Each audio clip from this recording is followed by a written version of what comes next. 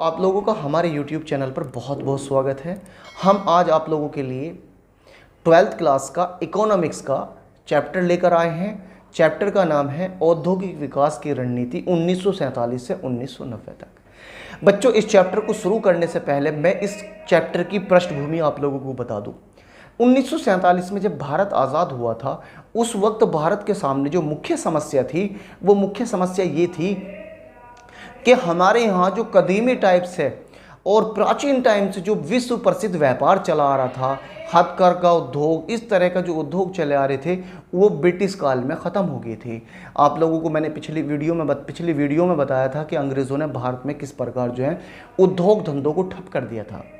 तो 1947 में जब हम लोगों को अंग्रेज छोड़ के गए, उस वक्त पर हमारे पास जो है उद्योग के नाम पर कुछ भी नहीं था। और जो हमारे पुरातन हथकरघा उद्योग थे, उन्हें वो चौपट पहले ही कर चुके थे, उनका तो बेड़ा गर्क पहले ही कर चुके थे।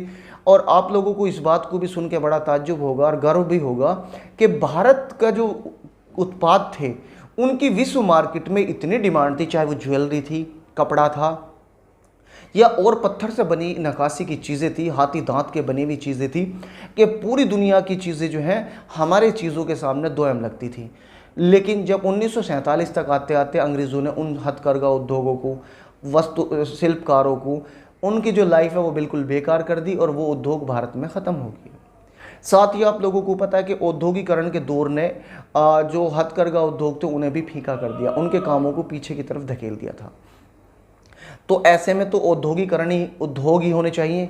अब उद्योग होते क्या हैं, यानी कि जो ये द्वितीय क्षेत्र की क्रियाएं हैं। द्वितीय क्षेत्र की क्रिया का मतलब है वस्तुओं, कच्चे माल से पक्के माल में निर्माण करना, ठीक है। चाहे तो वो गन्ने से चीनी का बनाना हो, चाहे वो जो है कपड़े का बनाना हो, कपास से कपड़ा बनाना हो, या किसी और चीज़ से। अब बच्चों, उद्योग के बारे में जब हमें पता चला तो ये ज़रूरी क्यों है? देखिएगा, ये तो हमें पता है कि उद्योग बहुत महत्वपूर्ण है और इसी वजह से किसी भी देश की उन्नति का पता चलता है। तो अब हम इन उद्योगों के महत्व को समझने की कोशिश करेंगे। पहला, उद्योगों का महत्व आर्थिक समृद्धि का अधिकेंद्र है। यानी कि पूरी दुनिया में जितनी भी आर्थिक समृद्धि होती है, जितना भी डेवलपमेंट होता, उसका जो सेंट्रल पॉइंट होता है वो उद्योग धंधे होते हैं, ठीक है। आर्थिक समृद्धि का जो अधिकेंद्र होता है वो क्या होता? उद्योग धंधे, समझ गए। दूसरी चीज जो है रोजगार का स्रोत होगा, बिल्कुल। अब आप एक बात बताइए बच्चों, अगर आपके यहाँ पर जितने ज़्यादा काम होंगे, जितनी ज़्यादा फैक्ट्री होंगी, उतने ज़्यादा रोजगार होंगे। अगर आपके यहाँ कंपनियां बंद हो जाएंगी, फैक्ट्रियां बंद हो जाएंगी, उद्योग धंधे ठप हो जाएंगे, तो रोजगार ऑटोमेटिकली ख़त्म हो जाएगा। जैसा भी ये कोविड का दौर चल रहा है और इस कोविड-19 ने जो है यहाँ पर सारे उद्योग धंधे बंद कर दिए, तो आप घर के बाहर निकलेंगे, लोगों से बात करेंगे तो पता चलेगा कि जो भी मिलता है वो क्या कहता है कि यार बड़े परेशान है, काम ही नहीं है। काम क्यों नहीं है? क्योंकि उद्योग बंद हैं। जब उद्योग धंधे चलते हैं तो रोजगार भी मिलते हैं। तीसरी चीज़ है कृषि के यांत्रिकृत साधनों का स्रोत है। बच्चों, कृषि के लिए जो भी यंत्र चाहिए वो कहाँ बनेंगे? भाई फैक्ट्रियों में तो बनेंगे, उद्योग भी तो बनाएंगे भाई। चाहे वो ट्रैक्टर हो, ट्रॉली हो, हैरो हो, टीलर हो, मान जाओ ये वे उपकरण हैं, या ट्यूबवेल हो, उसमें स्टार्टर हो या मोटर हो, ये सब उद्योग ही तो निर्मित करेंगे भाई। लोहे वाले लोहोद्योग वाले पाइप बना के देंगे, है ना। मोटर वाले जो है मोटर बना के देंगे। तो जो उद्योग हैं, कृषि में जितने भी यंत्र इस्तेमाल होते हैं वो कहाँ से आते हैं? उद्योग धंधों से ही आते हैं, उद्योगों से आते हैं। तो यूँ समझिएगा, उद्योग धंधों से मिलने ये कृषि में जितने भी यंत्र इस्तेमाल करते हैं वो कहाँ से आते हैं? उद्योग धंधों से। चौथा है समृद्धि प्रक्रिया को गत्यात्मकता प्रदान करता है। जो हमारी समृद्धि है उसमें गत्यात्मकता, गति देता है, उसे बढ़ाता है। भाई उद्योग धंधे लगेंगे तो लोगों को रोजगार मिलेगा, रोजगार मिलेगा तो वो चाहे किसी भी क्षेत्र से जुड़ा हुआ, सबको उसका फायदा होगा। भाई मैं कोचिंग सेंटर, मेरे सेंटर हैं और मैं किन पर डिपेंड हूँ? मैं अपने पास आने वाले स्टूडेंटों पर डिपेंड हूँ। वो लोग मुझे फीस देंगे, उनके यहाँ से पेमेंट होगा, उन पेमेंट से मैं क्या करूँगा? अपनी जीविका चलाऊंगा। अब मेरे पास पैसा आया तो मैंने क्या काम किया? दुनिया भर की चीज़ें खरीद ली। अब जेब में पैसा नहीं तो खामोश रहूँगा। अगर पैसा है तो मैं कूदा फिरूंगा, ये भी लो और वो भी लो और वो भी लो। अब जो पीछे वाला है वो कहाँ काम कर रहा था? वो किसी फैक्ट्री, किसी उद्योग में काम कर रहा था। अब बात क्या थी? उसका रोजगार चला गया तो वो ये सोच सकते हैं यार अभी बच्चे को मत भेजे, 2 महीने बाद भेजे जब तेरा काम लग जाएगा। या फिर वो भेज भी दे तो वो पैसा रोक को रखेगा, भाई दो ही तो स्थिति हो सकती है, भेजने के बाद भी पैसा रोक सकता है, और अगर भेज दिया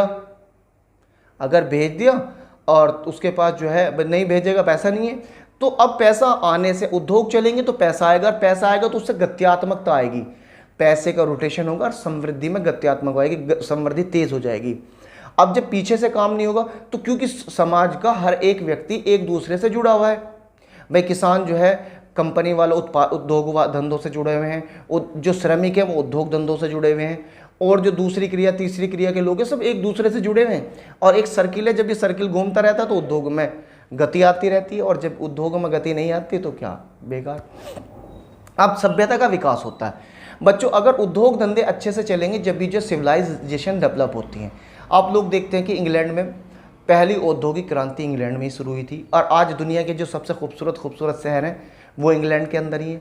भाई जब किसी देश विशेष में किसी जगह पर लोगों के पास पैसा आएगा तो हर चीज़ में लगेगा, भाई सरकार को भी मिलेगा, उद्योग चलेंगे तो सरकार को भी टैक्स ज़्यादा मिलेगा, सरकार टैक्स लेगी तो उसका विकास कार्यों में लगाएगी, लोगों के पास होगे तो अच्छे किस्म के मकान, अच्छे किस्म का पहनावा, अच्छा रहन सहन पैदा होगा, तो इससे क्या होगा, सभ्यता का विकास ही तो होगा। फिर है छठा जो है इसका आधारिक संरचना का विकास, यानी कि जो बेसिक संरचना है, जो बेसिक चीज़ें उनका भी विकास होगा। भाई अच्छी सड़कें, पानी की अच्छी व्यवस्था, स्वास्थ्य के लिए अच्छे डिस्पेंसरीज, हॉस्पिटल्स।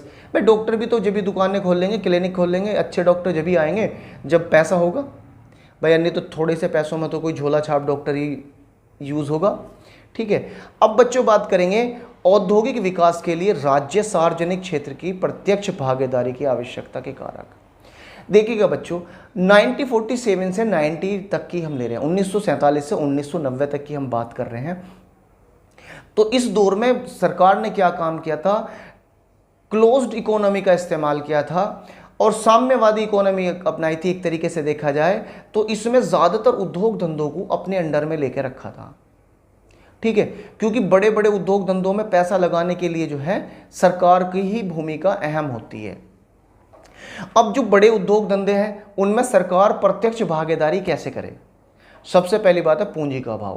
भाई कोई बहुत बड़ी फैक्ट्री, जैसा हमारे यहाँ पहले मारुति की फैक्ट्री लगी थी, मारुति बनाने वाली कंपनी, तो इतना पैसा कौन बिजनेसमैन है अकेला कि अपना पैसा किसी एक फर्म में फंस देगा। भाई जैसे टाटा ने नैनो बनाई थी, नुकसान हो गया, टाटा नैनो नहीं चल पाई, तो कोई भी प्राइवेट आदमी बहुत बड़ा पैसा किसी फर्म में नहीं लगा सकता। जैसे शुगर मिल है, पूरे इंडिया में बहुत सारे शुगर मिल लगे 1947 के बाद में, तो एक कंपनी या दो कंपनी तो नहीं लगा सके थी, सबसे पहले सरकार ने लगाए। 1990 के बाद में सरकार ने धीरे धीरे उन्हें बंद कर दिया या किसी प्राइवेट कंपनियों को बेच दिया। उसके कारण भी मैं आप लोगों को बता दूंगा। तो पहला तो है पूंजी का अभाव, दूसरा निवेश के लिए निम्न प्रेरणा। इस दौर में हमारे यहाँ निवेश के लिए बहुत ही कम प्रेरणा थी लोगों में। लोग जो है क्या करते थे, अपने पैसे को जमा करके रखते थे, किसी उद्योग धंधे या फर्म में नहीं लगाते थे। मतलब जो कमाया तो उसको सेविंग ज़्यादा थी, इन्वेस्टमेंट उसका कम था। तो ऐसे में भी सार्वजनिक क्षेत्र को जो ही यानी सरकार को ही पैसा लगाकर उद्योग धंधे खड़े करने पड़े।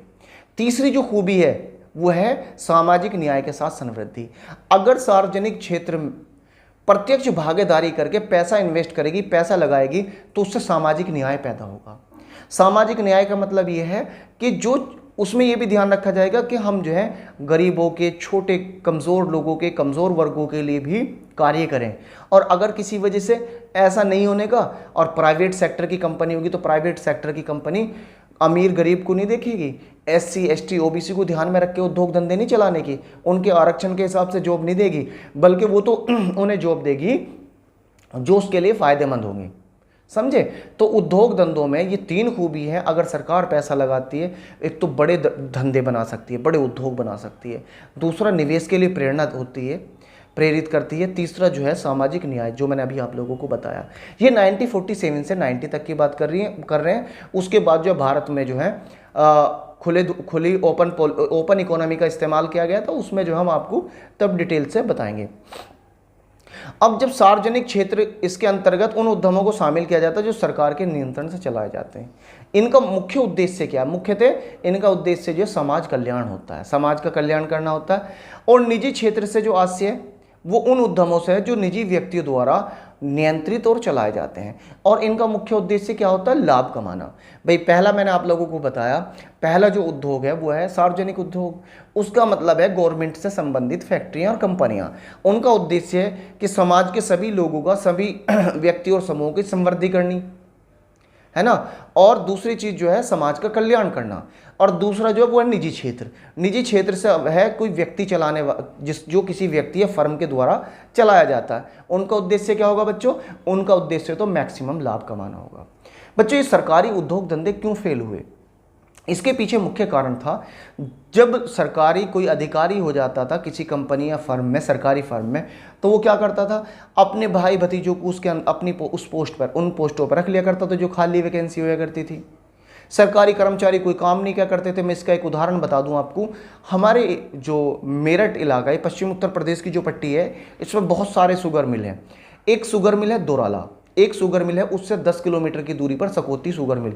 जो लोग हिंदू हैं वो कावड़ के लिए जाते हों, या कलेर शरीफ जाने वाले लोग जो हैं हाईवे पकड़ें, या फिर सहारा देवबंद जाने वाले लोग हैं, तो ये जो रोड है, इसी रोड पर जो है दोनों शुगर मिल ऑन रोड है, दोराला शुगर मिल भी और सकौती शुगर मिल भी।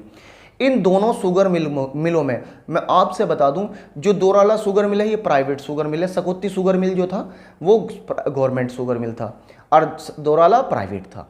दोराला शुगर मिल हमेशा जो है कई कई सौ करोड़ रुपए के फायदे में जाता था, और सकौती शुगर मिल जो है कई कई करोड़ के नुकसान में जाता था। उसकी वजह क्या थी? अगर सकौती शुगर मिल, क्योंकि वो सरकारी, अगर उसमें कोई चीज़ खराब हो गई और वो सिर्फ 10 मिनट में ठीक हो सकती है, तो 2-2 दिन में ठीक नहीं हुई, जो गन्ना है वो खराब हो गया, सूख गया। गन्ना तो जितना पुराना होता जाएगा, अगर कटने के बाद जितनी जल्दी उसकी पिराई हो जाएगी उतना ज़्यादा रस निकल के उसका इस्तेमाल हो जाएगा। लेकिन जैसे जैसे वक्त होता जाएगा उसकी जो गुणवत्ता है वो कम होती जाएगी।